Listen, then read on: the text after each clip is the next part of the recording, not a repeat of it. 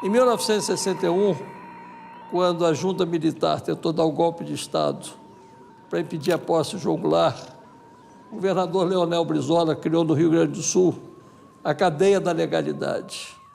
E ele ficou irradiando e falando, ele ganhou aquele contragolpe no gogó. Atenção, povo de Porto Alegre. Atenção, Rio Grande do Sul. Atenção, Brasil. Eu peço a todos que permaneçam atentos, porque possivelmente ainda hoje tenhamos as mais importantes e decisivas informações a prestar ao povo gaúcho e ao povo brasileiro sobre a crise político-militar, essa guerrinha sem tiros que até agora assistimos, que aí estamos vendo se desenvolver pelo país. Ele falava pela rádio todos os dias, o tempo todo, e as pessoas iam aderindo no país, e ele conseguiu ganhar e assegurar a posse do João Goulart.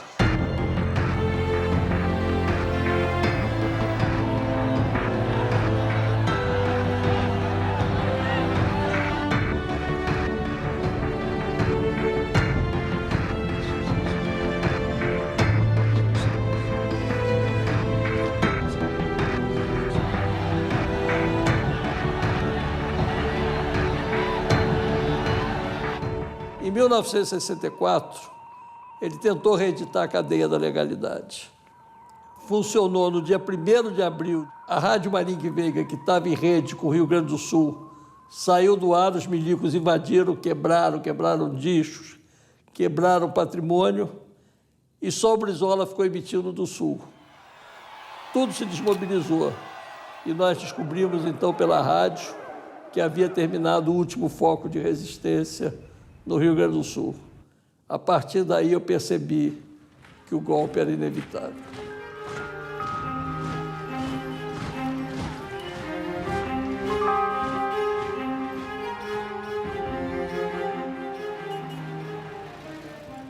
Nós ficávamos na minha família, meu pai com esse rádio, eu com 14 anos, acompanhando as notícias com a esperança de que ainda houvesse uma resistência no país.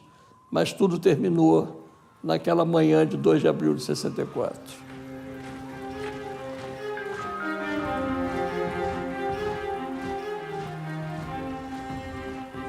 No dia do golpe eu estava no cinema e minha mãe tinha me dado a instrução de em caso de alguma coisa, de eu perceber alguma coisa, voltar correndo para casa.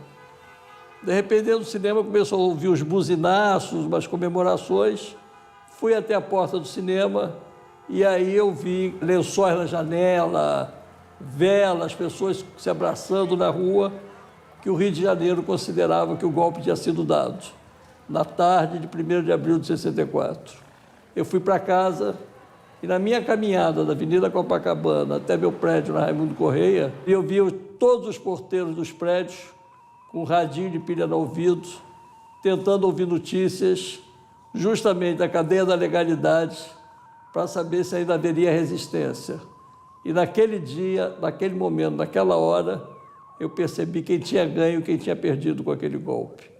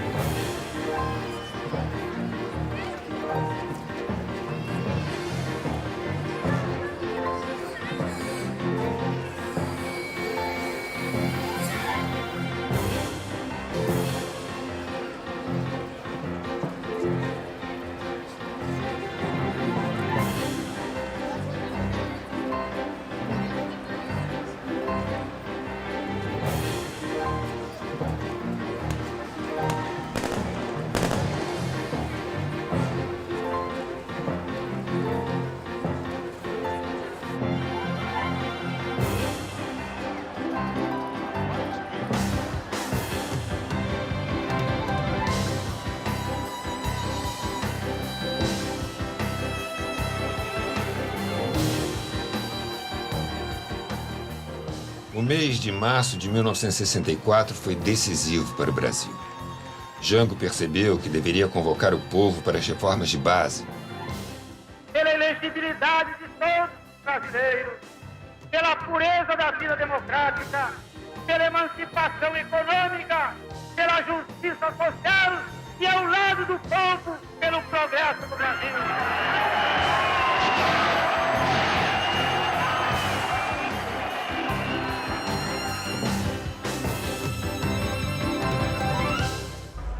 Os militares perceberam que ou davam o golpe naquele momento ou teriam que conviver com um país mais moderno e democrático.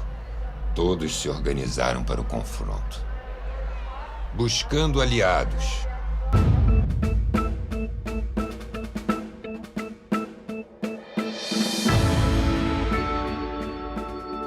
Um grupo leal ao presidente de oficiais e suboficiais vai tentar apoiar o presidente em sua luta para dar uma face mais humana e mais justa ao país. Nem sempre essa tentativa correspondeu dentro da alta oficialidade das Forças Armadas.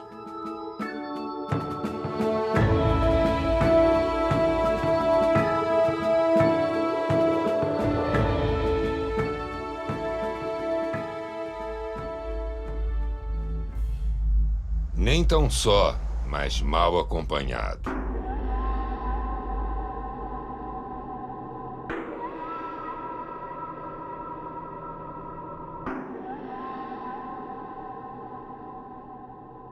João Goulart precisa do apoio da alta oficialidade para seu projeto de reformas e tenta resolver esse apoio na mesa de almoço.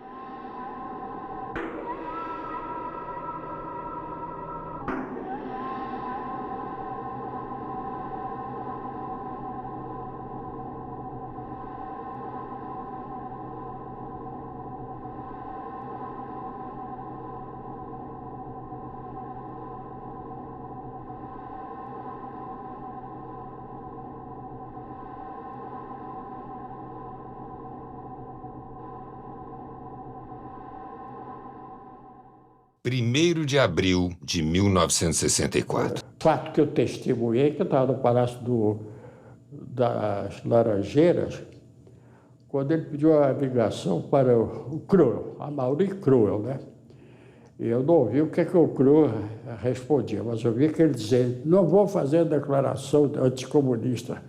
Eu quero a lealdade total, né? Não tem sob condição. Foi, quer dizer, uma espécie de divisão, né? Porque se o Cruel tivesse apoiado mesmo o Jango, ele não teria caído, não. A segurança do Palácio do Laranjeira já não havia mais. Tá? E eu vi realmente gente tinha o lenço branco no pescoço, gente do Lacerda, né? Gente da reação, andando quase que livremente pelos jardins do palácio. Aí nós pegamos o carro e rumo a Brasília, né? Paramos na saída do Palácio da Laranjeira, aí vem aqueles militar com espada na mão e os outros com metralhadora, mandando parar o carro. Primeiro era do Jango, o Cailhar e rifle. O meu era o segundo, o carro. Também tivemos que descer as janelas do carro, né? Era tudo apontado para nós. Eu digo, puxa vida, vai ser uma execução aqui em massa. Aí esse militar reconheceu o Jango e disse: deixa esses vagabundos fugirem. Nós não sabíamos de nada em Brasília, para todos os efeitos. Estava tudo sob controle. E eu tentava falar com a minha mãe por telefone, que era uma coisa assim, às vezes levava horas para conseguir falar, fazer a ligação. E a minha mãe dizia assim: mas Iracema, aqui está todo mundo na rua festejando, dizendo que o Jango caiu. Eu disse: não é verdade, mamãe, isso é ilusão. E eu tentando convencer a minha mãe de uma outra realidade. Antes que o presidente tenha saído, o Tancredo diz a ele: Jango, você saiu do Rio e não fez uma declaração ao país. sairá de Brasília sem fazer uma. Tem que dar uma explicação ao país. Então ele nos pede, escrevam, então, um manifesto. Escrevam. Ficamos Tancredo improvisando e eu de datilógrafo. Foi o último pronunciamento político do Jango em Brasília. Numa noite em que forças reacionárias desencadeiam mais uma vez o golpe contra as instituições democráticas e contra a libertação econômica da pátria, reafirmo a minha inabalável decisão de defender esse mesmo povo contra as arremetidas da prepotência e da pressão do poder econômico. João Goulart.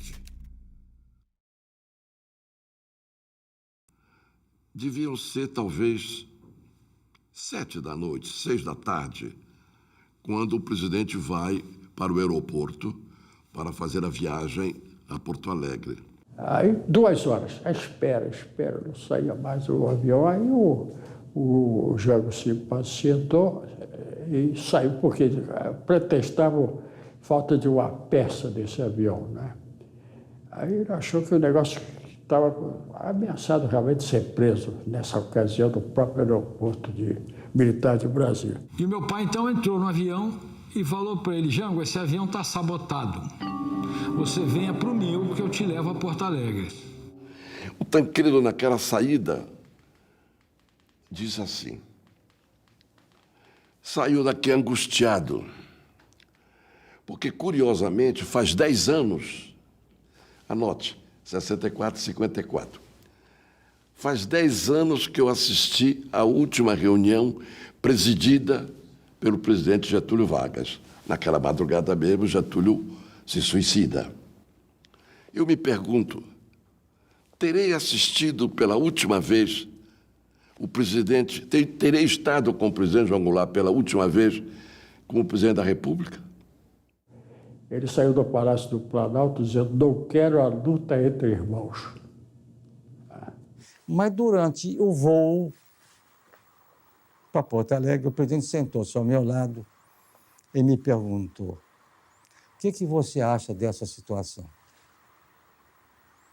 Eu assistia a muitas das reuniões do presidente, poucas eram as que eu não podia comparecer, e nós tínhamos uma grande intimidade política, não pessoal, familiar, não tínhamos. Era uma intimidade política. E eu fazia questão de manter nesses termos as nossas relações, e ele também não era um homem muito chegado a esse tipo de relacionamento social. Ele me perguntou o que eu achava e eu disse a ele, presidente, eu vou lhe dar a minha opinião com toda a sinceridade. Se o senhor chegar em Porto Alegre e o Rio Grande estiver unido em torno do senhor vai ter que resistir. Mas se o Rio Grande estiver dividido e o general não tiver o comando total das tropas militares do Rio Grande do Sul, eu acho que o senhor deve pensar 2 vezes, porque nós seremos esmagados como o último reduto comunista do Brasil nesse episódio. O que é uma inverdade, o que vai passar uma imagem que não é a verdadeira do seu governo e da nossa atuação na vida política. Na madrugada de 1º para 2 de abril, o presidente do Senado declara vacância da presidência da República com João Goulart ainda em território nacional. Esse golpe já estava preparado desde o início de março. Se resistência houvesse, Auro de Moura Andrade transferiria o Congresso Nacional para São Paulo. Assim sendo, declaro vaga a presidência da República. O senador Auro Moura Andrade, porque esse é o grande responsável. Esse é o homem que traiu a nação, traiu o povo brasileiro, traiu as instituições deste país. Ele disse, não é verdade? O presidente da República abandonou o país, declaro vaga a presidência da República, convoco o presidente da Câmara dos Deputados, senhor Ranieri Mazzilli, nos termos da Constituição, a assumir a chefia do Poder Executivo. Está encerrada a sessão. E apagou os microfones. Jango ficou possesso, não ouvia daquela situação. Ficou furioso, mas aí parecia que era um fato consumado, né, esse golpe de Estado. Pouco tempo depois, os militares golpistas derrubam Auro de Moura Andrade da presidência do Senado com um peteleco. O senador golpista sai murmurando: "Japona não é toga." Era tarde. O golpe estava consumado. Quando o presidente João Goulart chegou a Porto Alegre, houve uma reunião na residência do comandante do Terceiro Exército, que era o general Nadário Teles. E a minha proposta foi o seguinte: que o presidente se retirasse para o interior do Rio Grande do Sul e que, naquele momento, nomeasse o general Nadário ministro do Exército, e eu aceitaria a nomeação de ministro da Justiça, e que nós iríamos tratar da resistência. Neste momento, afirmei ao presidente que considerava a situação favorável a uma resistência e que pedira, entretanto, aos meus demais camaradas generais que, com integral franqueza, lhes expusessem as suas impressões pessoais. O general Floriano Machado foi o primeiro a tomar a palavra e disse ao presidente que julgava uma aventura qualquer resistência, pois que no Rio Grande do Sul não dispunhamos de meios suficientes e no resto do país a situação estava completamente controlada pelas forças revoltadas.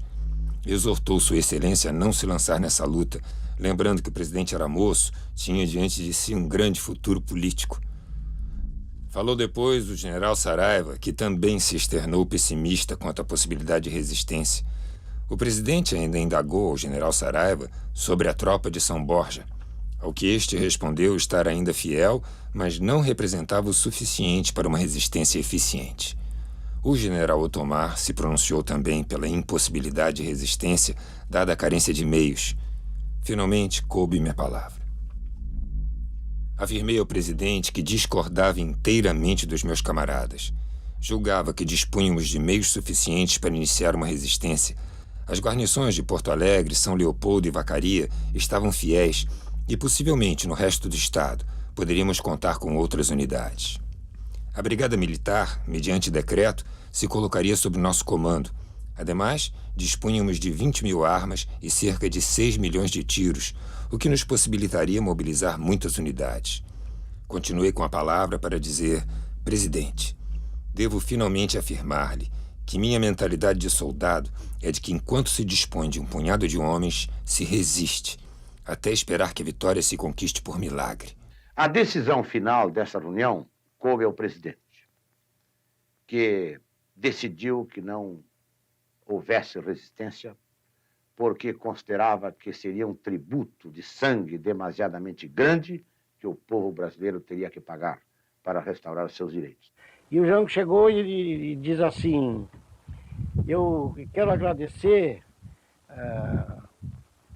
o companheirismo de vocês todos e o apoio que estão me dando, mas eu prefiro me retirar do país para evitar o derramamento de sangue."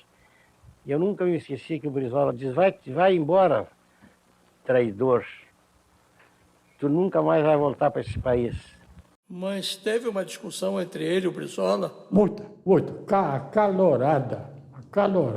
O último palavra, o Jango me pegou pelo braço assim: "Wilson, vem cá. Eu não sou revolucionário. Revolucionário é o Brizola."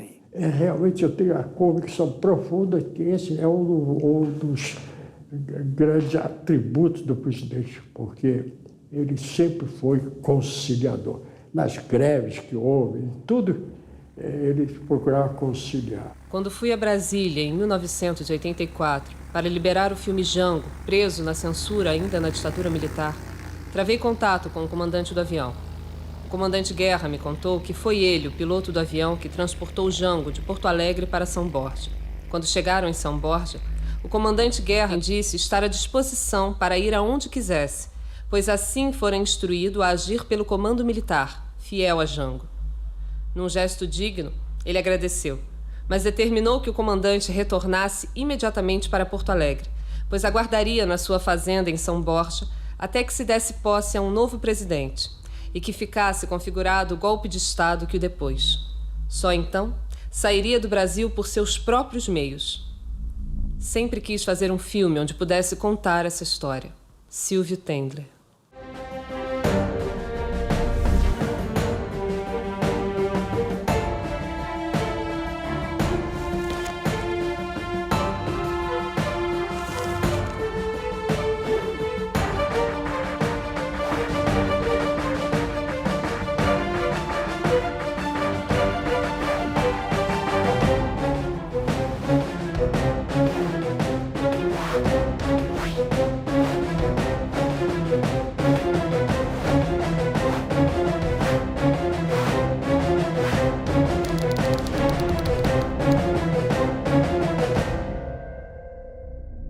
Apesar da surpresa, apesar do desgaste que já vinha sofrendo o governo, se o presidente João Goulart decidisse resistir, decidisse contra-atacar, ele dispunha ainda de tropas, ele dispunha de elementos aqui no Rio para, inclusive, ocupar o Palácio Guanabara, onde estava o Lacerda conspirando, ele talvez tivesse ganho aquela parada, ou pelo menos estabelecido uma luta mais prolongada. Mas ele resolveu não resistir. Foi uma decisão, a meu ver, até acertada, porque evitou derramamento de sangue. E hoje, depois dessas informações liberadas lá do americano, a gente está vendo o envolvimento que, inclusive, tinha o governo americano no golpe militar que estava se processando no Brasil. Eu nunca tive essa informação. Eu acho que isso também foi usado muito para justificar a omissão de quem deveria lutar pela democracia e pela liberdade naquela ocasião. E se tivéssemos que ensinar golpe, o Brasil tinha muito mais know-how do que os americanos. 6 dias antes do golpe, no dia 25 de março de 1964, os marinheiros se reuniram no Sindicato dos Metalúrgicos para comemorar o 2º aniversário de sua associação. No dia 25 de março de 64, a Associação de Marinheiros e Fuzileiros Navais comemorava o 2º aniversário e lhes foi oferecida a sede do Sindicato dos Metalúrgicos, na Rua Ananeri. Eu no quartel, aí tocou prontidão, porque tinha que ir uma tropa para lá, para o Sindicato dos Metalúrgicos, para reprimir os marinheiros e fuzileiros que estavam lá em assembleia, festejando também o aniversário da associação. Ocorre que a maioria do pessoal, todo mundo era sócio. A turma que estava lá dentro do sindicato, tal, ficaram apelando, chamando de irmão, vocês são nossos irmãos e tal, vocês não podem fazer isso e tal.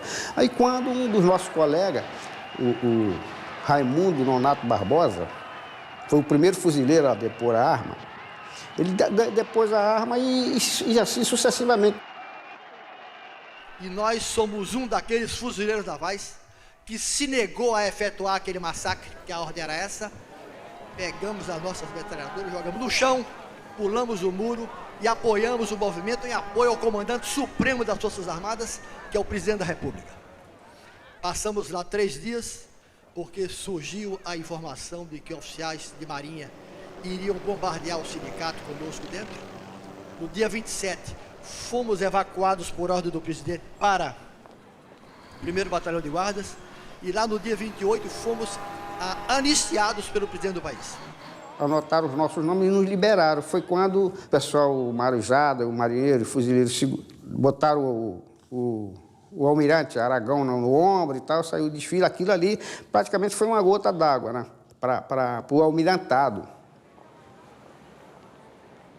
Com o advento do golpe, nós fomos expulsos a toque de caixa no dia 10 de abril e entregues ao camburão da polícia dentro do quartel. E nos jogaram no porão do navio Ari Parreiras, que estava adernado, sem nenhum componente, beliche, nada, e ficamos ali 30 dias, dormindo no casco do navio e comendo uma vez por dia. Dali fomos tirados e fomos levados para a Ilha das Flores. Dali nós saímos, fomos para o porão do navio Custódio de Melo, 3ª coberta. Ficamos ali. E dali, depois de 7 meses de prisão, saímos e íamos receber a primeira visita, porque os nossos familiares não sabíamos que estávamos vivos. E eu quero dizer que eu tenho toda a honra de ser fuzileiro naval. Papai foi sendo muito visado. Ele, no governo João Goulart, cogitaram de nomeá-lo comandante do cruzador Barroso. E os oficiais que eram contrários a essa nomeação foram a Brasília dizer que papai era comunista, que não podia ser nomeado comandante do cruzador Barroso, porque, imagina, um comunista comandando um cruzador era o Potemkin. Era uma coisa inadmissível naquela época. Ele foi chefe de gabinete do último ministro da Marinha do presidente João Goulart, o almirante Paulo Mário, o único negro que foi ministro da Marinha do Brasil. E para que o Paulo Mário assumisse o ministério, foi montada uma verdadeira operação de guerra. Eles tiveram que chegar no ministério disfarçados de civis, porque havia uma tentativa de sequestro do Paulo Mário, de todos esses oficiais que estão aí. Naquela semana que antecedeu o golpe, havia uma agitação muito grande na cidade, principalmente no meio militar. E eu não desgrudava do rádio. E o repórter lá, o jornalista, em tom assim bombástico, dizia: vamos derrubar o presidente comunista, as tropas de Minas Gerais já estão a caminho do Rio de Janeiro. Isso era de madrugada, de 31 para o dia 1º. O meu comandante, que era do batalhão de manutenção da divisão blindada, ele era do esquema do presidente Jango. E houve uma prontidão no batalhão, que inclusive estava preparando um destacamento. Ele ia exatamente dar apoio a uma coluna que saiu para Minas. Mas naquela mesma noite o coronel reuniu os oficiais e, muito contrafeito visivelmente, disse: olha, o presidente Jango deixou Brasília e o Congresso designou como presidente da República o presidente da Câmara, deputado Ranieri Mazzilli. E também disse que o presidente Jango estava em Porto Alegre. Quando o coronel falou isso, eu pedi a palavra, disse: dá licença, coisa. Eu tenho uma observação. Se o senhor diz que o presidente da República está em Porto Alegre, ele permanece no cargo. Ele não se ausentou, só se saísse do país. Então, ele é o presidente. Então, nós devemos a nossa lealdade constitucional, etc., ao presidente Jango. E, nesse momento, o coronel procurou desfazer aquilo, não deixou render nada, nenhuma outra observação, e pediu para eu falar com ele. Fui falar com ele e ele disse: olha, você me faz uma dessa na reunião de todo mundo, eu tenho que... simbolicamente me desarmou, me tirou do comando lá do pelotão. Em seguida, pouco tempo depois, ele me chamou de novo, dizendo que me deu a entender que talvez houvesse uma resistência, alguma coisa, mas não houve.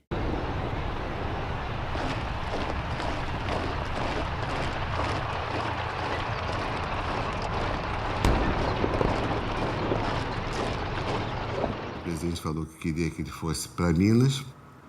O papai falou: olha, com a tropa que eu estou recebendo, eu amanhã de manhã estou em Juiz de Fora e a situação está resolvida. Foi para o primeiro exército, e aí já o comandante do primeiro exército, que estaria ligado aos revoltosos, já tinha cortado metade do poderio de envio dele. Então ele foi informado que as tropas estavam vindo, que esperavam a rendição dele. Ele falou que não ia se render. Eles tinham tanta certeza do esfacelamento da defesa, quer dizer, não tinham tropas para a defesa, que eles vinham caminhando pela estrada tranquilamente, né? E já com um armamento, obviamente, muito mais pesado do que o que meu pai dispunha. E aí o general Zerbini falou, olha, a situação aqui está muito frágil, não temos condições. O meu pai entrou em contato com o general Assis Brasil, que era chefe da Casa Militar do Jango. A essa altura já estavam todos em Brasília.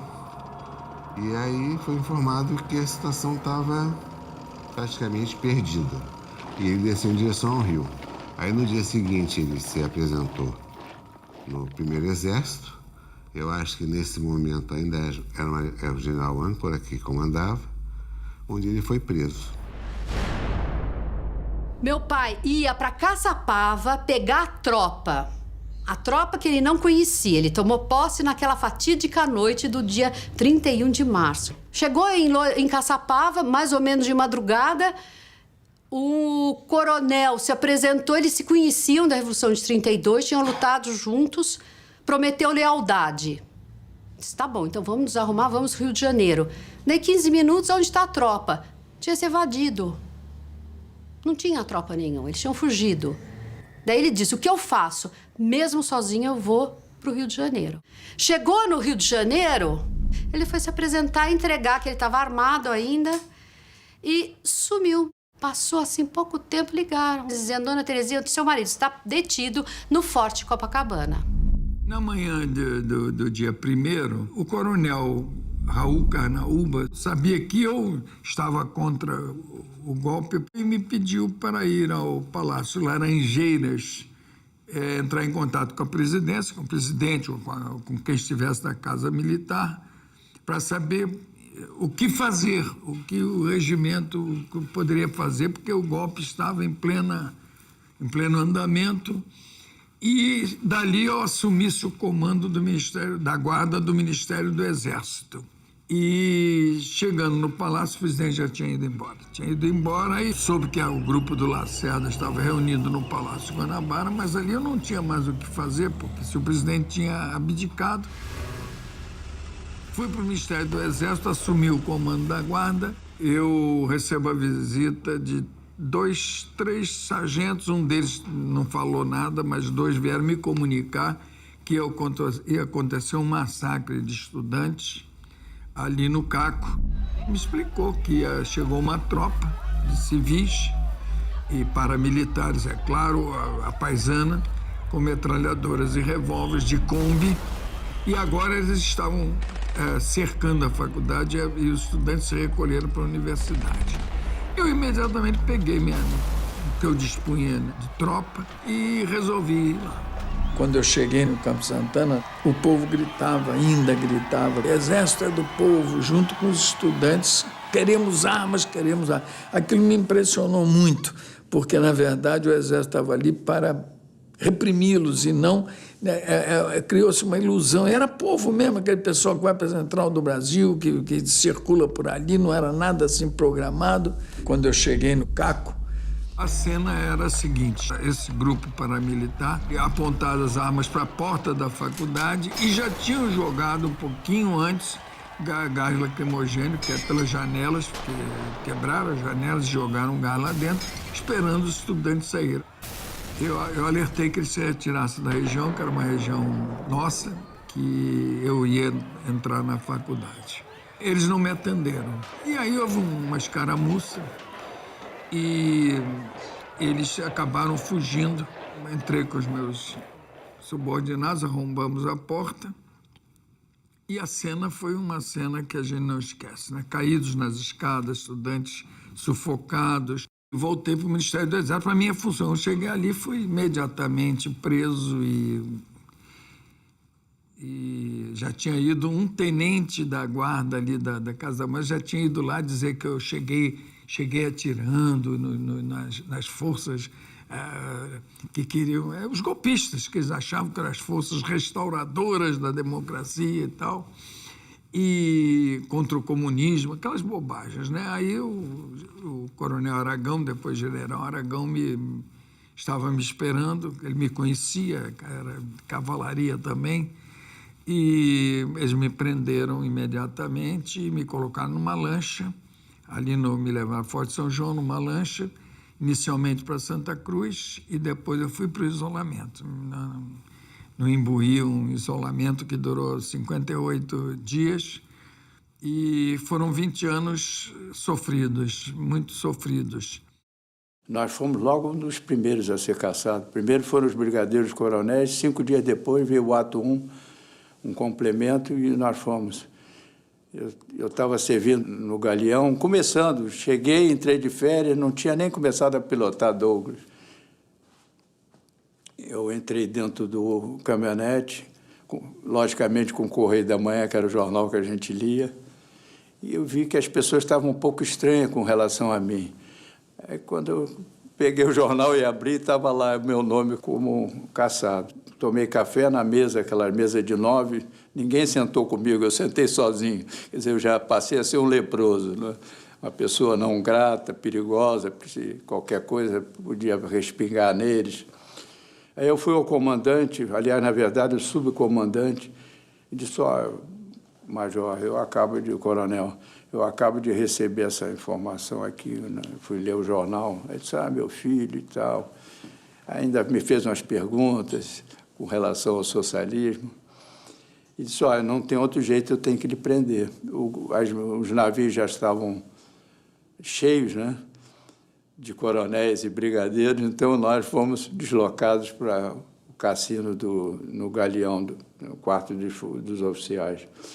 Lá eu fiquei 50 e poucos dias preso, incomunicável, com gente na porta, com metralhadora .50, como se eu fosse um sujeito altamente perigoso. Deram um banho de sol só na gente nesse período. Quando eu cheguei ao QG, o brigadeiro Teixeira estava saindo do comando. Ele disse: olha, Rui, a vila roeu a rapadura. Foi essa a palavra dele. Eu disse: o que houve? A vila roeu a rapadura. Já está tudo acabado e nós vamos agora falar com o ministro Botelho. E o Botelho, ele nos recebeu muito emocionado e disse: olha, eu não dou ordem sem estar alguém para dar ordem em cima de mim, que seria o presidente da República. Eu não vou dar ordem para vocês, mas vou dizer o que é que eu vou fazer. Eu vou esperar o outro ministro entregar. E vocês vão para suas bases, vão para suas unidades, e quando chegar o substituto, entrega. Ok? Ok. E quando nós estávamos jantando, veio o capitão Hartz, Hugo Hartz. Virou-se para mim e disse: Coronel Rui, nós estamos com esse avião C-54, o quadrimotor. Estamos com 20 sargentos aí dentro. Tem algum armamento que nós tiramos aqui no paiol de armamentos aqui da base. E vamos para onde foi o presidente João Goulart. Quando cheguei na base, reuni a base no cinema e disse: acabou a prontidão. Eu vim de lá e contei exatamente o que o ministro disse. Eu não quero entregar a base. Eu quero passar o comando da base como eu recebi. Eu não vou sair daqui escorraçado. E esses caras, eu sei que está toda a base cercada. Se eu for entregar a base assim, desse jeito, é melhor eu não ficar vivo. E passei o comando com a base toda cercada às 9 horas. Peguei o carro e vim embora. Me apresentei o Teixeira, ele estava me esperando. Ele e o Estado-Maior, o chefe do Estado-Maior dele, fomos os três ao ministro Melo. Aí ele disse: o Rui não quer ser preso, Moreira Lima não quer ser preso. Não, senhor, torça minhas palavras, meu ministro. Eu estou dizendo que eu não vou ser preso com show. Aí ele disse: e como é que tu vai ser preso? Ele, por telefone. Então eu fui o único oficial, fui preso, que passou o comando dentro do regulamento, o RDAE da Aeronáutica, e foi preso por telefone. O chefe de Estado-Maior dele, Baena, era o brigadeiro Baena: ô, Moreira Lima, dá um pulinho aqui, eu posso levar a cueca, o aparelho de barba, pasta, escova e tal, muda de roupa. O riso assim meio bobo. Aí fui para lá e fui preso. Foi logo no primeiro ato, né? No número, ele já foi passado para reserva, foi preso no navio, né? Ele foi para o navio, ele e outros militares, né? De vez em quando eles traziam para a terra os presos para receberem visita das famílias, né? De forma que de vez em quando eu tinha contato com ele, assim. E eu recebi um telefonema em casa onde eu morava, em Copacabana, um telefonema para me apresentar preso a tantas horas na embarcação que ia nos levar para Santa Cruz. E, calmo e serenamente, convencendo que eles iam encontrar lá, como encontrei muitos amigos, ia encontrar um documento, um elemento de força onde eu podia ser alguma coisa. Eu era um militar que estava integrado no Exército, na Força Armada. Quer dizer, eu era um elemento espúrio dentro do Oitava e não chegado ainda a ser um elemento ligado às forças que resistiram, que fizeram força. Então, fui tranquilamente para a embarcação, montei, já encontrei 5 elementos lá, um é Pinto Guedes, eu encontrei 5 elementos lá dentro, então, chegamos lá. Então, a ideia foi pacífica, de respeito àquele troço, sabendo, como sabia, e nunca tive pensamento algum, que era um movimento anti-Brasil. O Kardec Leme foi quem propriamente me cooptou para eu ingressar no Partido Comunista. Eu passei a me entender que eu fazia parte de um coletivo militar vinculado às linhas do Partido Comunista Brasileiro. Sou preso em 1964, eu fardado ainda, preso naquela miscelânea de gente, quando, pela norma, um oficial deveria ser preso com uma certa distinção de coisa, não é? É uma coisa discriminatória, mas é regulamentar. Eu já vinha sendo observado pelas minhas posições de conversa, porque naquele tempo, quem não era lacerdista era comunista. Quem era nacionalista era comunista. Ou, enfim, quem não era o que eles queriam era comunista. Não tinha meio termo. Então, eu era um comunista. E no dia 6 de abril, que foi numa segunda-feira, eu fui me apresentar. Não fui me apresentar no Ministério da Marinha. Não fui me apresentar antes, porque eu digo, agora eu vou passar, eu estava no trapo.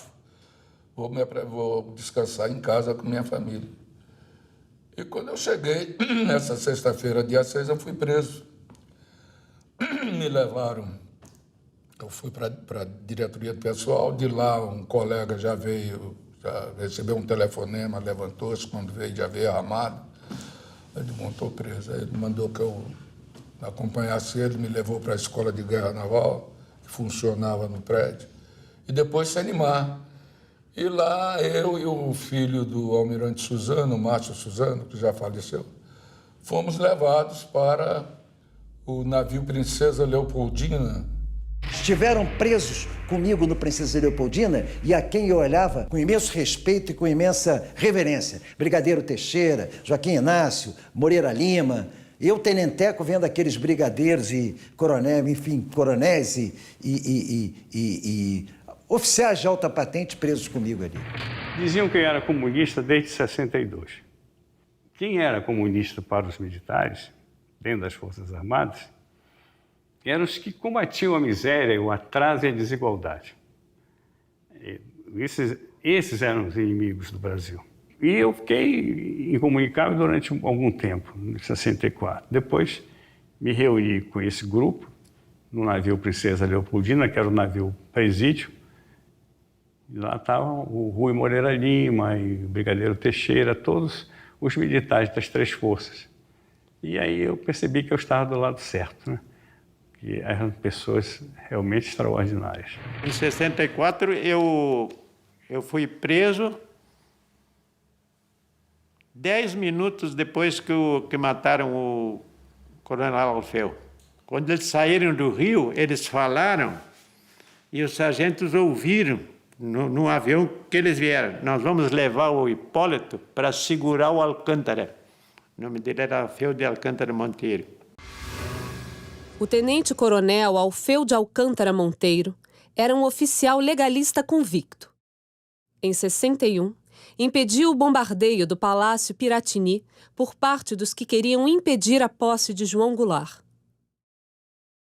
Em 64, os golpistas vingaram-se do coronel Alfeu, executando com tiros dados a queima-roupa pelas costas. Já eram quase 8 horas. Entrou o Alfeu, uniforme completo, cap e tal. Mas que é isso, coronel? Vai alguma solenidade aí? Diz, não, chegaram os oficiais do Rio para assumir o comando. E então, agora é os oficiais superiores, eu vou subir. O gabinete estava semi-aberto, o Hipólito estava na frente e ele atirou no Alfeu naquela situação. E o Alfeu de costa porque estava se apresentando para o... Aí ele atirou e depois de uma série de estampidos de arma possante, 2 tiros que eram do revólver 32 Alfeu. Que eu reconstituí desta forma pelo ouvido. Mas foi ali. O caso das mãos amarradas. Agosto, setembro de 64, começou a tomar vulto uma estrutura clandestina. Para reforçar essa estrutura clandestina, foi deslocado um grupo de sargentos excluídos do Rio de Janeiro. Eram 21 sargentos. E o Raimundo fazia parte desse grupo. Como era muito inquieto, foi distribuir panfletos ali próximo ao planetário, né? E prenderam. Foi denunciado por um civil que era esbirro da polícia. Então prenderam, levaram para o DOPS, maltrataram muito, levaram para a Ilha Presídio. Lá, preso na ilha, ele escrevia para sua mulher cartas amorosas, nada de água com açúcar, mas cartas amorosas de uma riqueza humana impressionante. E fazia estas cartas chegarem a ela no Rio de Janeiro. Minha querida Betinha, ainda estou vivo. Penso que a estas horas você deve estar chorando. Não quero isso.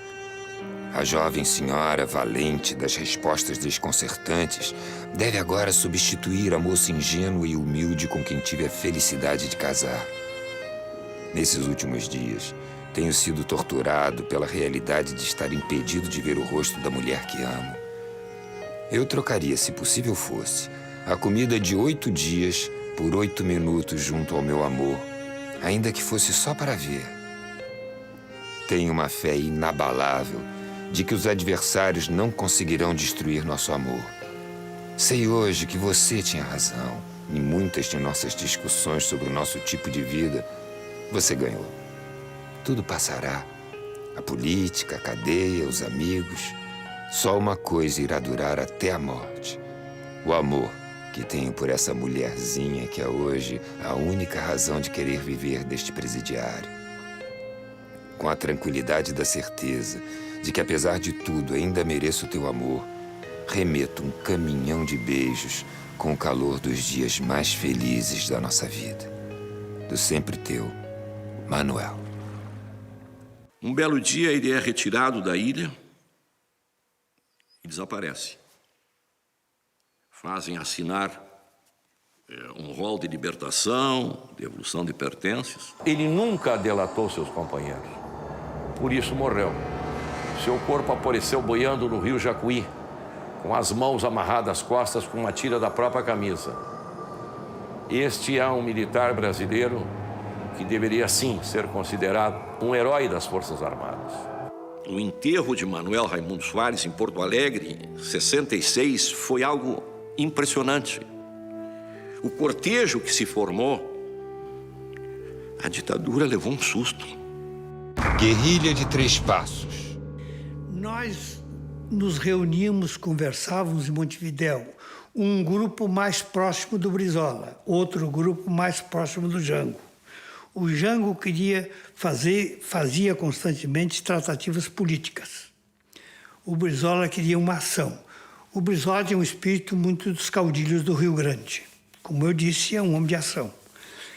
Então, quem queria uma resposta, vamos dizer, mais objetiva, mais prática, ficava mais ligado ao Brizola. Isso em março de 65 já. O Jefferson já estava organizando algo para dar uma resposta armada ao golpe. O plano original seria o seguinte: tomar o Rio Grande do Sul e aí o Jango voltaria, né? A ideia era devolver o poder presidencial ao presidente deposto. Chegaram no Paraná, tomaram lá a guarnição da polícia, uma guarnição do exército, foram numa rádio. Nisso, de 10, 15 homens que foram com ele conseguiu aumentar isso para mais uns 100, 80, 100 homens e foram embora. Foram cercados, então, na selva do Paraná, ali perto de Três Passos. Ficaram uma semana, 10 dias, trocando tiro, trocando bala e tal, e acabou que eles caíram, né? Eles foram presos mesmo, porque não tinha jeito. Não sei quantos mil homens, o exército mandou 10 mil homens. Só de paraquedista mandaram 1000 paraquedistas. Queriam dar 30 anos para ele, né, de pena.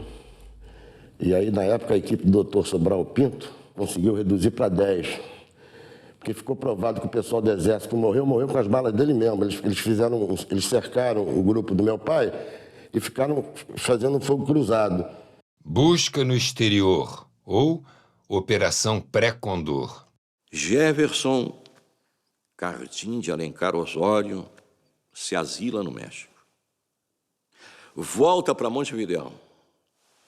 Continua circulando, indo a Argélia falar com a Reis, indo a Cuba, indo a Chile, circulando fortemente, resistindo com seu filho de nome Jefferson, seu sobrinho, tripulando um automóvel Aero Íris vermelho, placas de Porto Alegre, número tal, embarca no ferryboat em Colônia, rumo a Buenos Aires, mas vão para o Chile. O adino militar brasileiro em Montevidéu aciona o colega em Buenos Aires, que, por sua vez, aciona a Polícia Federal Argentina, que os já esperam no porto. São levados do aeroporto de Ezeiza para o Galeão, a bordo de um avião da FAB, estando presente o então embaixador brasileiro Azeredo da Silveira, depois ministro de Relações Exteriores. Coronel Dagoberto Rodrigues. Meu pai, ele politicamente estava comprometido com a Frente Parlamentar Nacionalista do governo João Goulart. A partir desse período, que foi um curto prazo, de 61 até 64, ele lutou muito e aglomerou, digamos assim, no DCT, que é um órgão de comunicação, uma resistência ao golpe militar. Então, meu pai, quando foi exilado, já ficou exilado na Embaixada do Uruguai.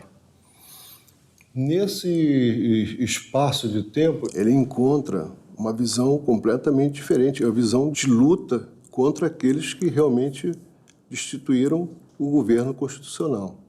Então, a partir do momento que ele entra em contato, né, com a resistência de outros países latino-americanos, são várias pessoas, e ele passa a ter contato para gerar essa visão latino-americana.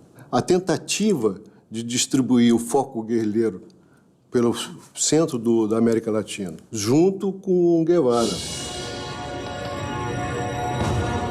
O meu pai foi cassado, perdeu todos os direitos políticos dele por 10 anos. Ele foi banido da Força Aérea, né, por ato institucional. Sofreu tortura e preso no quartel da Polícia do Exército, no centro de Porto Alegre. Lamarck era tenente lá da PE, que é uma figura notória da resistência contra a ditadura militar. No dia que ele estava de serviço como oficial de dia, eles, ao invés de comer em lata de goiabada, que eles serviam comida para eles em lata de goiabada, como se fosse prato, ele mandava servir a refeição em prato e talher. Eles notavam que existia esse respeito desse oficial de dia por eles. Até a fuga do meu pai, coincidentemente, no dia em que o Lamarca estava de oficial de dia, né? Meu pai passou para cima do forro dessa unidade, desse quartel da PE, caminhou em direção à praça, onde a altura do forro com a calçada era menor, atou ali o cobertor, que lhe servia de abrigo, pulou e dali ele desceu e foi embora para casa e acordou a minha mãe e a minha avó em plena madrugada. Minha avó, que é espírita, pensou até que estivesse enxergando alguma coisa, algum sinal.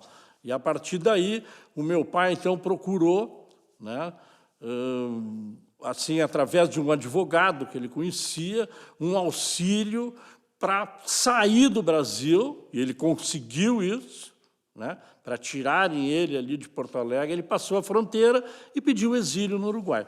O ministro da Aeronáutica, na época, o brigadeiro Eduardo Gomes, fez uma portaria secreta, encaminhado ao Departamento de Aviação Civil, ao DAC, caçando a credencial técnica desses elementos. Então, eles foram uma segunda cassação, né? Eles não podiam ser mais militares, tudo bem, então eu posso para fora das Forças Armadas. Mas agora eles não poderiam também exercer a credencial técnica deles. Proibido de voar, rapaz. Foi proibido de voar. Quando eu fui voar, a paraense me deu o lugar de comandante e me mandou para Belém. Aí, quando eu cheguei, eu requeria a minha carteira de voo. Quando eu requeri minha carteira de voo, passei 1 mês, 2 meses. Aí, pô, cadê a carteira de voo? Aí eles botaram, fizeram uma portaria secreta e disseram que quem foi atingido pelo ato institucional não tinha direito de voar. Você já viu, quer dizer, matar de fome. Porque você tinha que fazer uma solicitação. Aí eles não entregavam. Você fazia de novo, eles não entregavam. Aí o papai foi para a Justiça, chegou ao Supremo, ganhou, fez nova solicitação para receber, como uma carteira de motorista, uma carteira de piloto. Sem isso você não trabalha, nem na Bélgica, nem aqui, em lugar nenhum, entendeu? Depois que o STF deu ganho de causa, eles então negaram a carteira e no papel vinha a justificativa de que eles não podiam entregar por conta de 2 portarias secretas da Aeronáutica, era a licença de piloto de linha aérea. E a Diretoria de Aeronáutica Civil, que expedia isso, tinha a ordem do ministro para não cumprir o acordo do Supremo Tribunal Federal.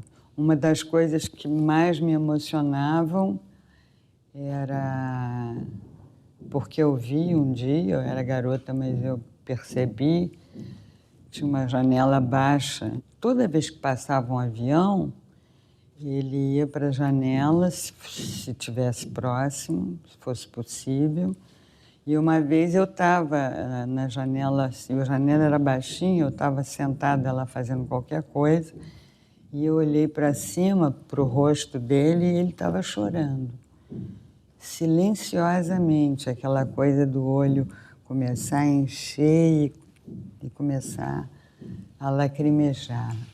Tenho tantas coisas agradáveis na vida, tanta prática das quais eu me orgulho. E quando volta a debater questões de um foragido de máfia, que isso, ditadura é uma máfia, não respeita nada. Amigos meus, quantos foram mortos? Ninguém sabe nada.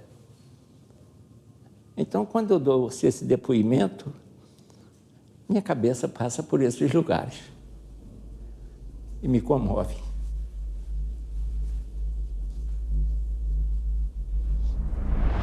Respeitei sempre um tal de FEB, né? Ex-combatente, né? E minha família toda de militar, coisa e tal, ex-combatente, né? Os heróis brasileiros, né? Os caras que combateram o nazismo, né? Os grandes heróis da pátria, né? Aí, pô, e entre esses heróis brasileiros, né? Tinham dois assim que sempre me falaram alto, um por uma proximidade, vamos assim dizer, até familiar, porque eu e os filhos dele fomos muitos amigos, que é o Coronel Kardec Leme, né?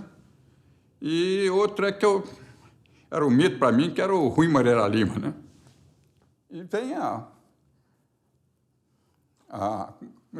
Gloriosa de 64, pega esses dois e mais um bocado deles e simplesmente joga na lateral da história. Isso que era chocante para mim, um herói preso, um herói nacional, pô, um ex-combatente preso atrás das grades, feito uma fera. Pô, era meu tio. O que ele fez? Estão enxovalhando as pessoas gradas do país, os heróis nacionais estão sendo enxovalhados. Isso aí que me revoltou, isso aí que me fez começar a participar de grupo de resistência, né? A guerrilha urbana contra a ditadura não foi opção nossa, foi imposição da ditadura. Ela nos levou a ter que tomar essa decisão. A gente não tinha experiência do que era uma guerrilha, ninguém tinha feito guerrilha nunca na vida. Nós vimos com a coragem e a consciência de que estavam fazendo algo certo. E era certo. O enfrentamento foi correto, eu acho. Eu não tenho nada a lamentar, nunca tenho nada a arrepender do que nós fizemos, porque era um dever ter aquela atitude frente à ditadura militar.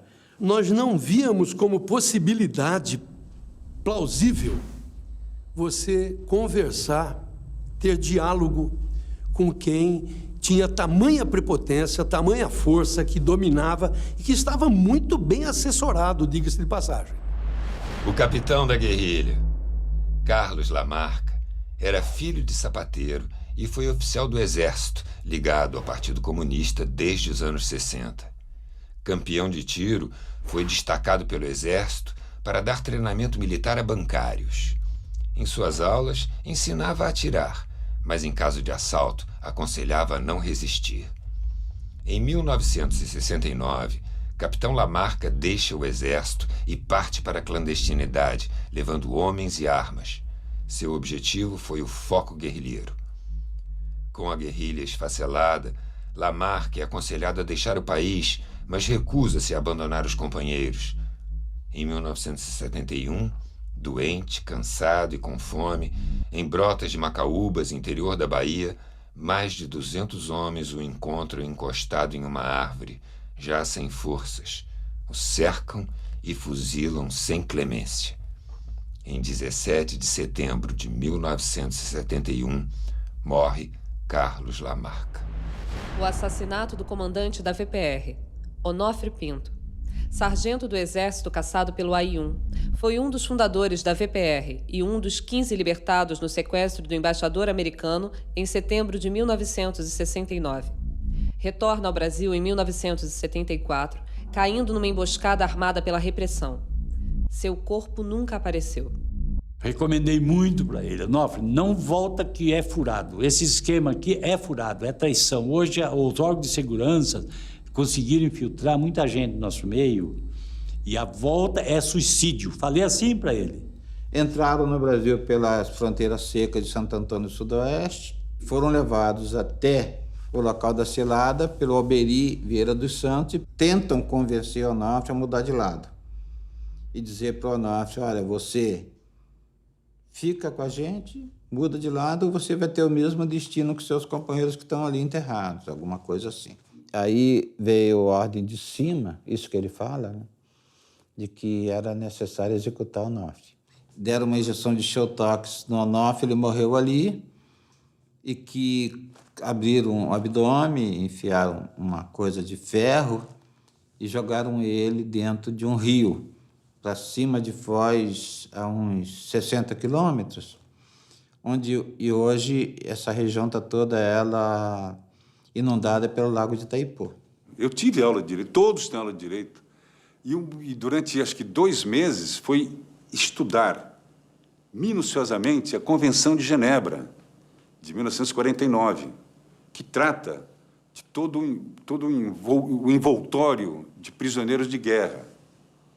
Lá dá, em detalhes, como deve ser tratado qualquer cidadão que está sob a tutela do Estado.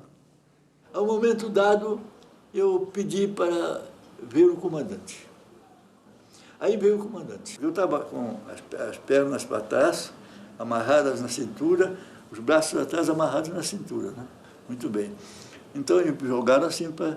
Mas eu tinha cabeça, eu podia ver a cabeça. Disse, fala.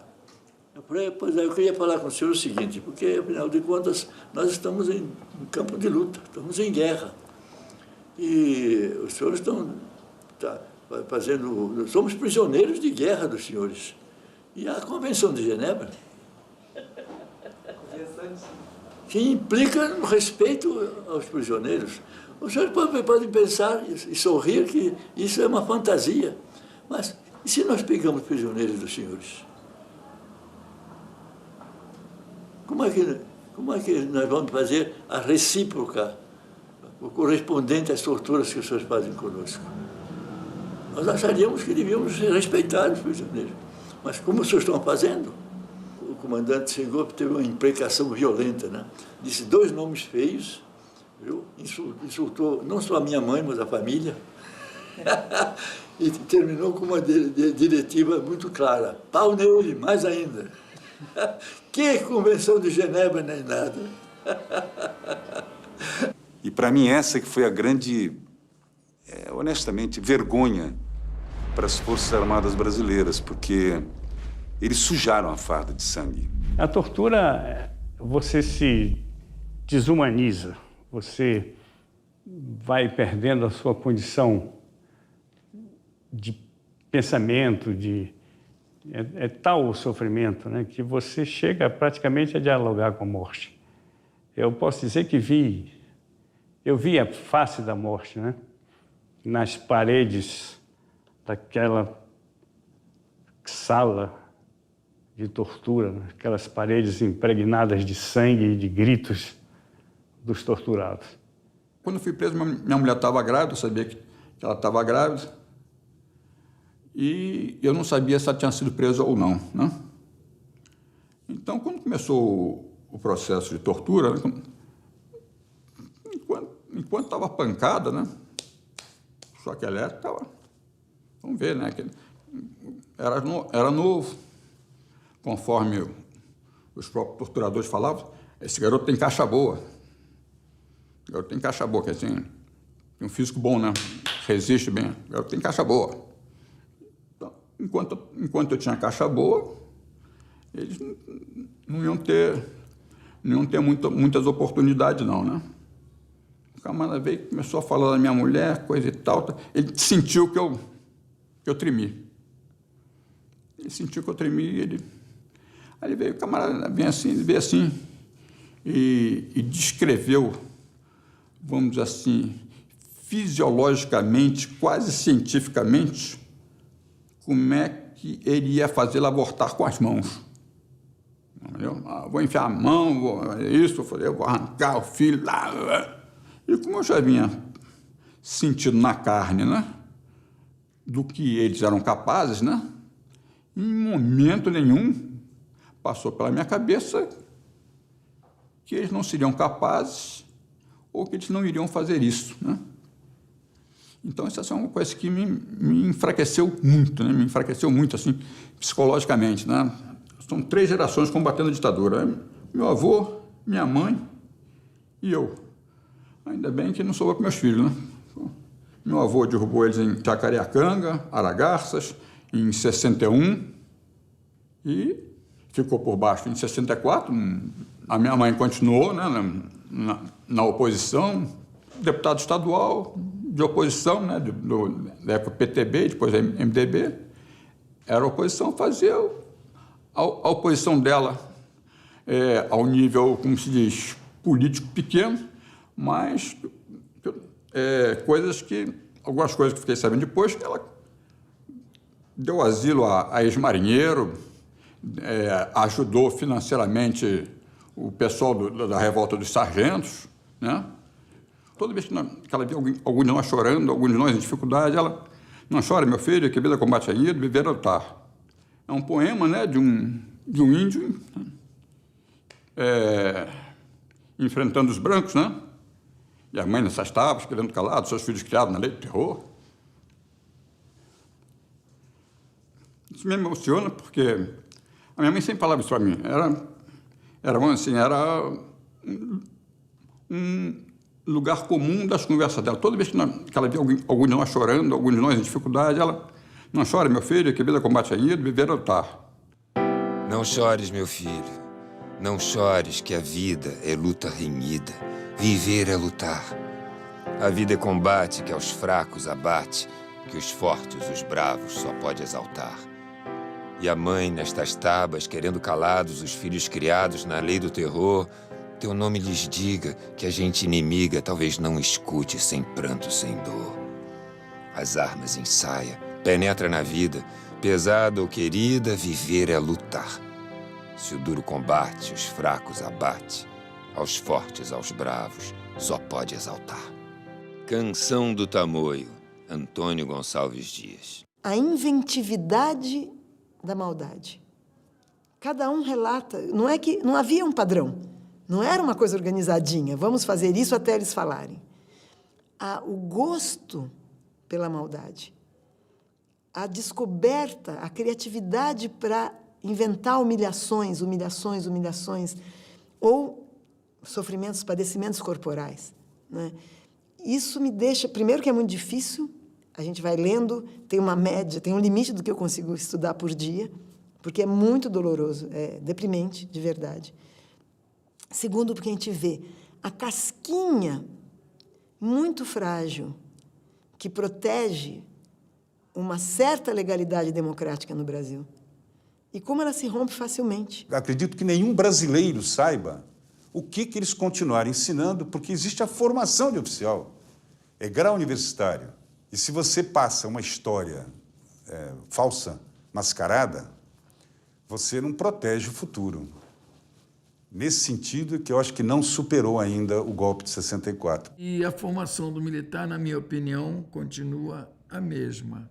É uma ilusão pensar novos oficiais, jovem oficialidade, isso não existe, na minha opinião, não existe. Mesmo que eles tenham assim uma visão mais atual dos problemas que envolvem o próprio Exército, quanto à questão do comunismo é a mesma coisa. É só pegar, eu não tenho a menor ilusão em relação a essa coisa de os militares serem outros e com outra cabeça, isso não existe. É só pegar as revistas representativas das Forças Armadas, que são a revista do Clube Militar, do Exército, né? Da Aeronáutica e da Marinha, eu recebo as revistas, e os artigos são, assim, de um primarismo, de uma mediocridade que abrange, que toda, vamos dizer, ela abarca a questão anticomunista com uma obsessão é a mesma. Não há um único exemplar das revistas que não, ali, né, você não encontra, isso não é coincidência, é claro que isso é encomendado, né, você não encontra ali matérias de uma coisa assim primária, de um anticomunismo estúpido, obsessivo, e nos colocando a todos ainda da época do golpe como a serviço conscientemente do comunismo ou dos interesses de Cuba, ou como inocentes úteis, como eles gostavam de rotular alguns companheiros nossos. Então, eu não tenho ilusão, não. É só ir na Vila Militar, um dia que forem gravar, assim, en passant, por lá, na Vila Militar, de manhã, 7 horas da manhã, aqueles soldados cantando hinos, quer dizer, correndo, que nem eles imitam muito o modelo americano. É lógico, eles convivem com os modelos americanos, de filme americano, no sir, yes sir, sargento, aquela coisa. Eles vão correndo e cantando. As letras são terríveis contra o comunismo, os vermelhos que nós banimos. Essas coisas ainda estão aí em plena execução. A presidente Dilma Rousseff recebeu, depois de tantos anos, os restos de João Goulart com honras de chefe de Estado, coisa que os militares nunca lhe tributaram antes. Ele foi submetido à perícia, os restos foram coletados e ele voltou para São Borja para o seu segundo sepultamento, já que ele tinha sido sepultado em 76, logo após a sua morte. Eu era presidente do MDB do Rio Grande do Sul, começamos a entrar, debater, discutir. Eu sei que exigimos e conseguimos que o Jango entrasse pelo Rio Grande do Sul e viesse por Uruguaiana, que a Uruguaiana é a fronteira com a Argentina, em direção a São Borja, onde ele seria enterrado. O cara passou a 120, voando em direção a São Borja. E a determinação é que o enterro de São Borja tinha que ficar meia hora na igreja e enterrar e acabou. Mas estava toda o Rio Grande do Sul em São Borja, um mar de gente. Na hora que passou em frente à igreja, o povo cercou, não deixou o carro andar, avançou, os soldados não sabiam o que fazer, tiraram o corpo, abriu a igreja e botaram o corpo ali, que estava toda a igreja superlotada. Inclusive, a viúva do Jango estavam ali esperando. Depois não houve jeito, nós levamos a pé o cadáver da igreja até o cemitério.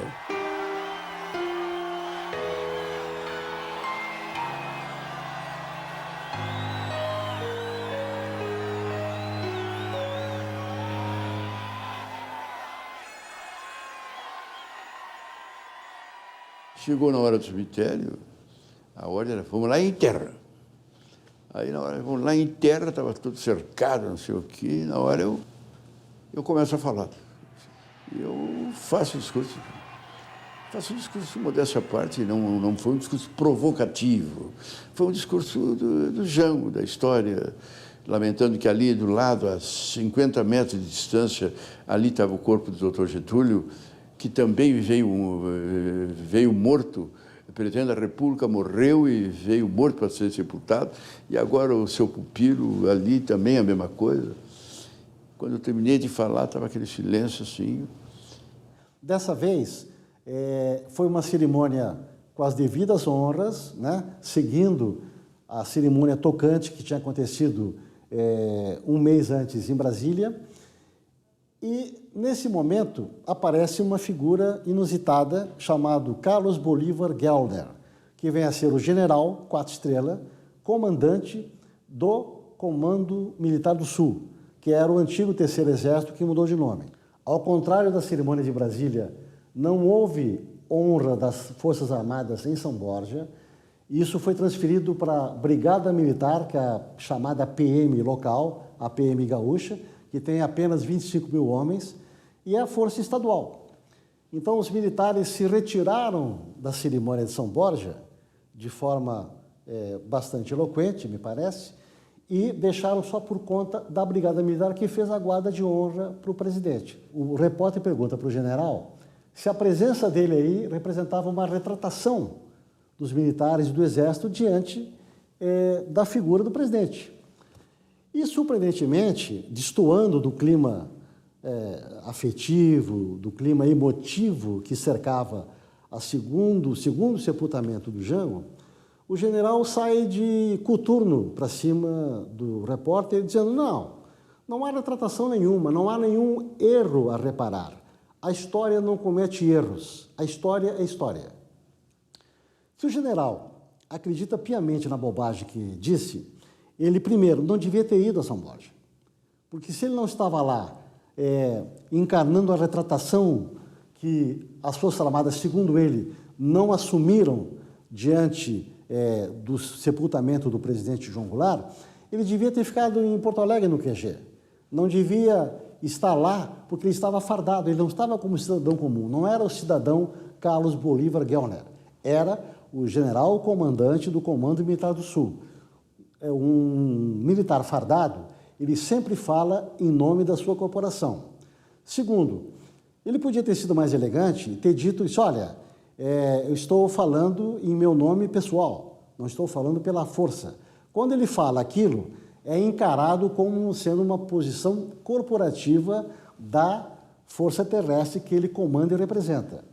Na hora que houver uma determinação clara, do comandante supremo das Forças Armadas, que é o presidente da República, dizendo: eu quero que as Forças Armadas façam um pronunciamento, se declarando consciente de que foi errado ter derrubado o governo João Goulart e pedindo desculpas por todas as violações de direitos humanos. A minha opinião é de que os comandantes acatam e fazem. Então, aí há um problema também nas forças civis, que precisam elas próprias de se libertar dos seus medos, dos seus fantasmas, para fazer essa determinação. Meu pai era civilista, não queria que eu fosse ser militar, eu teimei e fui ser militar. Então, quando eu entrei para a escola, ele me fez essa carta, que eu considero essa carta o meu vadimeco. Essa carta foi meu guia durante a minha estada na Força Aérea, nos quartéis que eu passei. Ela é curta, mas ela diz tanta coisa que a gente pensa nela quando ouve até. Ele disse: Rui, és cadete, amanhã, mais tarde, general. Agora deves estudar muito, redobrar os teus esforços, deves obediência aos teus superiores e lealdade aos teus companheiros. Ser um patriota verdadeiro e não te esqueças que a força somente deve ser empregada a serviço do direito. O povo desarmado merece o respeito das Forças Armadas. É este povo que deve inspirá-las nos momentos graves e decisivos. Nos momentos de loucura coletiva, deve ser prudente, não atentando contra a vida dos teus concidadãos. O soldado não conspira contra as instituições pelas quais jurou fidelidade. Se o fizer, trai os seus companheiros e pode desgraçar a nação. O soldado não pode ser covarde nem fanfarrão. A honra é para ele um imperativo. O soldado não pode ser um delator, a não ser que isso implique em salvação da pátria. Espionar os companheiros, visando interesses próprios, é infâmia. E o soldado deve ser digno. Aí estão os meus pontos de vista. Deus te abençoe. Bento Moreira Lima. O capitão Sérgio é uma figura rara em qualquer história. Em 1968, ele impediu que houvesse um massacre no Rio de Janeiro. Ao se recusar a cumprir uma ordem de um seu superior, ele evitou que cerca de 100 mil pessoas morressem nessa cidade.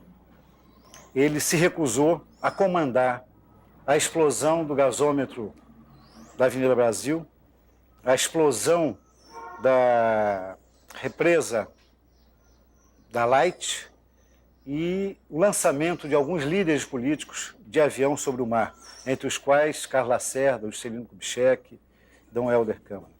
Tudo isso, evidentemente, seria atribuído aos comunistas. Ele disse não. E, por esse não, ele sofre até hoje. Ele foi processado, ele foi afastado das Forças Armadas e ele rejeita a anistia que se quis dar a ele, porque ele disse que não quer ser esquecido. Isso não é um caso para ser esquecido. Se houve um herói em 1968, esse herói é o capitão Sérgio. A profissão, o ofício de soldado, exige grande responsabilidade quem tem a guarda e manuseio das armas. E eu acho que quem cumpriu esse ofício com retidão não é para ser chamado de herói. Eu fui digamos, um bom e simples soldado. Como é que foi aquela reunião? Bom, a reunião, Zuenir, foi o clímax de uma sucessão de reuniões que tinham começado 2 meses antes. Então foi a famosa reunião do Daodesse. Era uma reunião onde, pela primeira vez, compareceu todo o Paraçara. Até então, só eu dialogava com o brigadeiro Bournier e tinha dialogado uma vez com o brigadeiro Hipólito. Nessa reunião, ficou claro a intenção de emprego da unidade com a finalidade que você explicitou antes. E, no caso, após a reunião, que teve aquele desfecho dramático, quando eu disse não, que foi surpreendente para o brigadeiro Burnier. Apesar dele saber meu ponto de vista, ele esperava que eu fraquejasse. A proposta foi exatamente qual? Qual é a ordem que ele queria te dar? Não havia uma ordem assim sintética.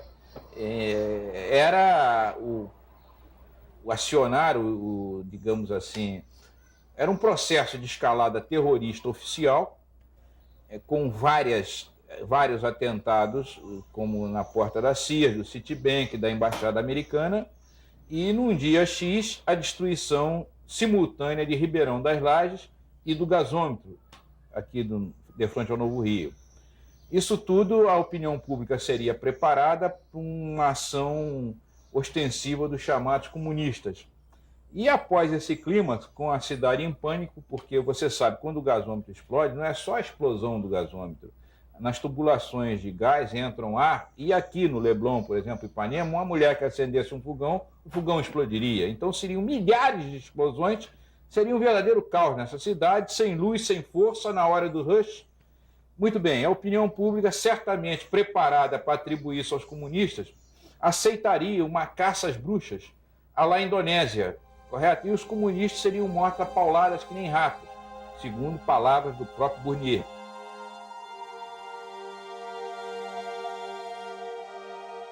No início de 1969, ensaiava meus primeiros filmes. Filmei o Almirante Negro, como era conhecido João Cândido Felisberto, que em 1910 havia liderado a Revolta da Chibata e teve a coragem de dizer não ao uso de castigos corporais contra marujos. Serviu de exemplo a gerações de marinheiros. Em outubro de 69, um companheiro de meu grupo de cinema sequestrou um avião e o levou para Cuba. Eu não tinha conhecimento nem dos planos, nem da ação do sequestro. A aeronáutica veio ao meu encalço. Teria sido morto como herói, não pela coragem, mas porque, sob tortura, não teria o que dizer. Fui salvo pela firmeza do brigadeiro Afrânio Aguiar. Sou muito grato a esse militar. Meu filme sobre o João Cândido foi queimado por quem o guardava, pois havia medo de que os militares da ditadura descobrissem sua existência. Soube da morte do Almirante Negro em dezembro de 69, no dia em que saí da aeronáutica, onde tinha ido prestar meu último depoimento do inquérito policial militar que respondia. Do filme, sobrou esta foto e a vontade de contar histórias como as que faço agora. Neste filme, militares que disseram não, homenageio os que honraram a farda e o juramento que fizeram, o de servir a nação.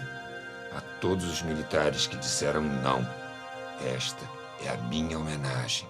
Silvio Tendler, janeiro de 2014.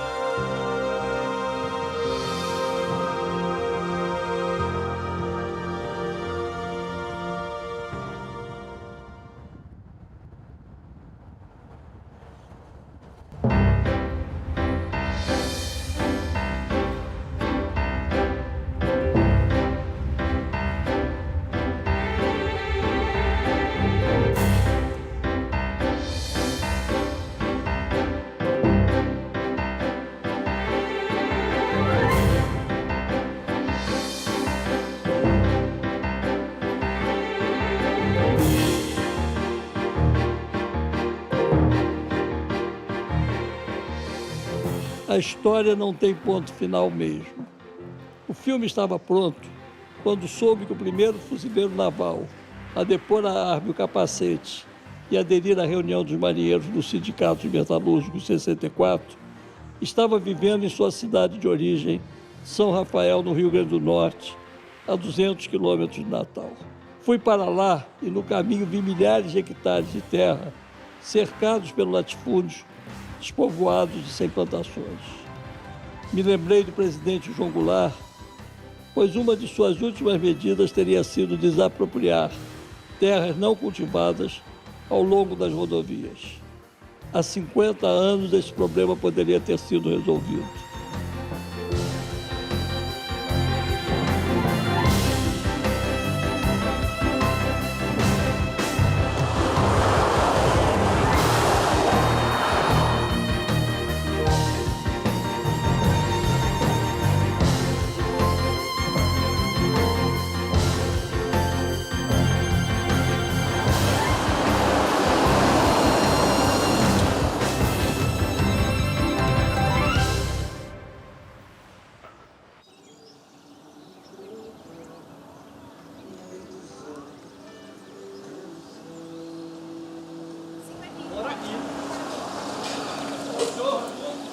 Eita, Raimundo! O senhor Raimundo Nonato? Quem é o Raimundo Nonato? É o senhor que é Raimundo Nonato? Nonato Barbosa. É? É. O herói? Queria ser. O senhor continua forte. Muito prazer, Raimundo Nonato Barbosa. Prazer, Silvio Tender. Tudo bom? Raimundo Nonato Barbosa. Rafael, prazer. Prazer, eu sou... Quem me deu seu contato foram seus companheiros lá do Rio. Coutinho e companhia. É, Coutinho e companhia. Uhum. Aí o senhor resolveu vir morar aqui, eu vim atrás do senhor. Mas eu nasci aqui mesmo. Nasceu aqui mesmo? Me escondi aqui quando eu vim. Depois de Imperatriz no Maranhão, eu vim pra cá. 64 o senhor fugiu pra Imperatriz, foi? Imperatriz. O senhor não chegou a ser preso, não? Não preso eu fui, tive na Alto da Boa Vista. Eu e os colegas todos, aqueles dos 26. Entendeu? Fizemos preso. Bem cá, é que aí é verdade essa história que no Sindicato Metalúrgico o senhor foi o primeiro a depor as armas? Foi. Foi o primeiro a botar lá o capacete e a metralhadora no chão, foi? Então, vamos sentar aí para contar um pouco essa história. Vamos entrar aqui, aí não está muito quente, vamos para cá. Estava vendo o encontro no Sindicato dos Metalúrgicos, vocês estavam de guarda, aí vocês foram chamados para reprimir. Para ir para lá, reprimir, exato. Vocês já tinham conversado que eu ia aderir ou foi decidido? Não, estava naquele tempo chamando, vamos embora, que aqui somos nós, realmente era um aniversário da nossa associação. Aí eu cheguei e arriei, mas comigo foi acompanhado o resto, 26, 25, comigo foi 26. Não estava o Coutinho, estava outra turma toda. Mata a saudade aí.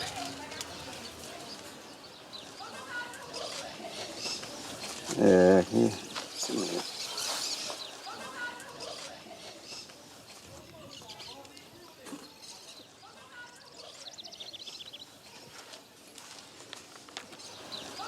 Quem é esse aqui?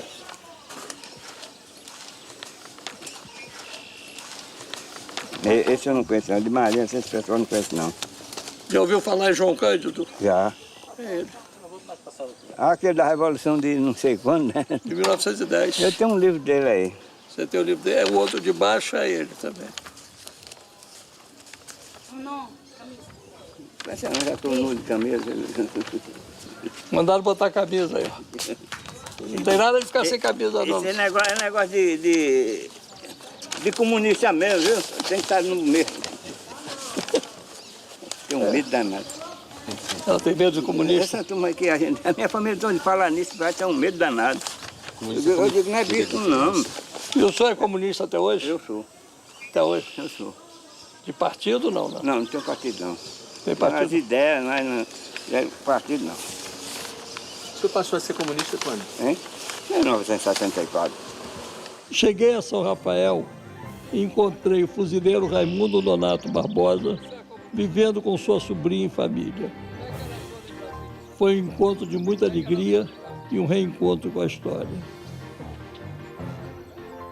Considero Raimundo Nonato um personagem tão importante quanto foi João Cândido Felisberto em 1910. Este filme termina como homenagem a ele. Outro foi aqui. Então. Olha o coração dele aí, pô. Eita, nós somos tão fãs.